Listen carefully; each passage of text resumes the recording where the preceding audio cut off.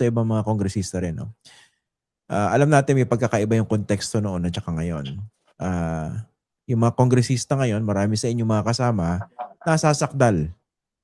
Especially in the court of public opinion because of the flood control scandal. So ang tanong, anong kainin nyo na mag-impeach ng Vice President on issues of corruption when in fact many of you are also facing that allegation, at least in the court of public opinion?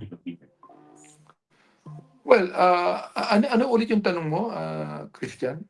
Hindi po ba merong credibility problem or crisis ang mga miyembro ng House of Representatives kung mag-i-impeach kayo ng Vice President on issues of corruption, at least, kung marami sa inyo, nasasakdal din sa Court of Public Opinion, at least, sa issue ng corruption? I do realize that, no? And sabi ko nga in the past na pati yung mga congressman na naniniwala tayong malinis at patino, nadadamay because of this. Naniniwala po ako na I made a privileged speech last time about the Bible, being the National Bible Week. Sinabi ko na sana yung ibang mga talagang inukusahan ng corruption, whether they be senators or congressman or DPWH officials, should now come out in the open and not only repent, but provide restitution. Although, siyempre, merong ilang senador na ayaw ng restitution, pero kinakailangan yun eh.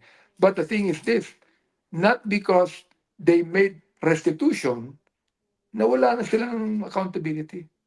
Naniniwala ko, meron pa rin silang accountability. Sa akin, I admire even Congressman Yap for resigning in Congress, no? Realizing that he has been accused of corruption. Siguro, ang pinakamagandang gawin na lang ng ibang congressman namin na nadawit tungkol dyan, they should at least ethically resign their position. Mag-resign? Yes. Hindi ba kayo malalagasan ng matindi dyan pag nag-resign yung mga marami-rami yata? Palagay ko.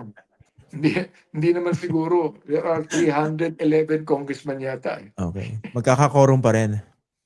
Meron pa din. Meron pa din.